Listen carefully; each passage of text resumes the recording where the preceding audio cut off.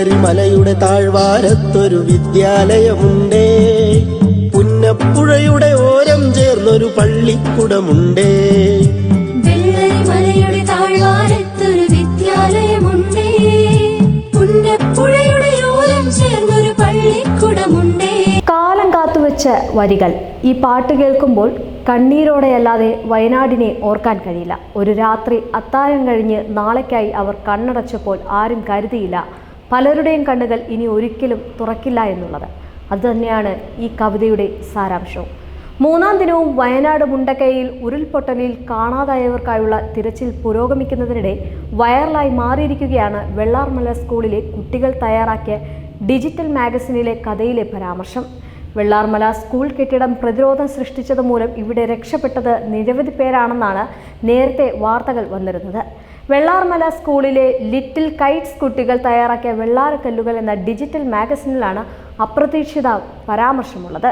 ലയ എന്ന വിദ്യാർത്ഥിനിയുടെ ആഗ്രഹത്തിൻ്റെ ദുരനുഭവം എന്ന കഥയിലാണ് നിലവിൽ സാമൂഹിക മാധ്യമങ്ങളിൽ വൈറലായ പരാമർശമുള്ളത്.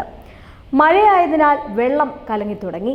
അതുകൊണ്ട് വെള്ളത്തിൽ ഇറങ്ങേണ്ട എന്ന് അവർ തീരുമാനിച്ചു. അങ്ങനെ വെള്ളച്ചാട്ടത്തിൻ്റെ മനോഹരത ആസ്വദിക്കുമ്പോഴാണ് ഒരു കിളി അവിടേക്ക് വന്നത്. ആ കിളി ഒരു വിചിത്രമായിരുന്നു. ആ കിളി സംസാരിക്കുമായിരുന്നു. അത് അവരോട് പറഞ്ഞു, നിങ്ങൾ ഇവിടെ നിന്ന് വേഗം രക്ഷപ്പെട്ടോ കുട്ടികളെന്ന്. അവിടെ വലിയൊരു ആപത്ത് വരാൻ പോകുന്നു. നിങ്ങൾക്ക് രക്ഷപ്പെടണമെങ്കിൽ വേഗം ഇവിടെ നിന്ന് ഓടിപ്പോയിക്കോളൂ എന്ന് പറഞ്ഞിട്ട് ആ കിളി അവിടെ നിന്ന് പറന്നുപോയി.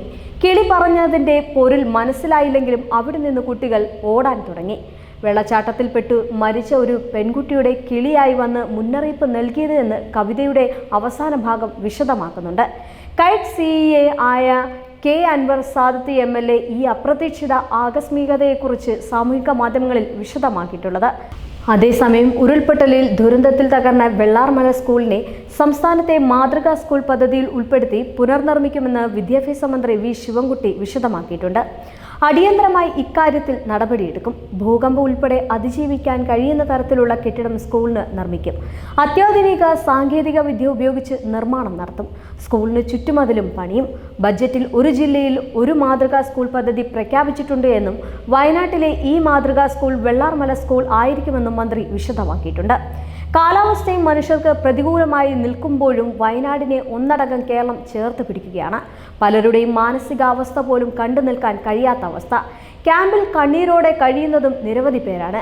എവിടേക്കോ പ്രതീക്ഷകൾ ഒളിപ്പിച്ചുകൊണ്ട് അവർ കാത്തിരിക്കുന്നത് അച്ഛനെയാകാം, അമ്മയാകാം, മക്കളെയാകാം, അല്ലെങ്കിൽ ഭാര്യയോ സഹോദരങ്ങളെയാകാം. കുത്തിയൊഴുകുന്ന വെള്ളപ്പാച്ചിലിൽ ജീവൻ പോലും പണയം വെച്ച് രക്ഷാപ്രവർത്തനത്തിന് ഇറങ്ങുന്നവർക്ക് വേണ്ടി നമ്മൾക്ക് പ്രാർത്ഥിക്കാം. വന്നുപോകുന്ന കൊടുങ്കാറ്റിനെയും മഴയെയും നമുക്ക് അതിജീവിക്കാം. അതിനു വേണ്ടത് കരുതൽ മാത്രമാണ്. കരുതാം, കൈകോർക്കാം, ഒന്നിച്ചു നിൽക്കാം. വീണ്ടും ഒരു ദുരന്തമുഖത്ത് ഇതും നമ്മൾ നേരിടും. വയനാടിനൊപ്പം ഹ്യൂമൻ റൈറ്റ്സ് മീഡിയയും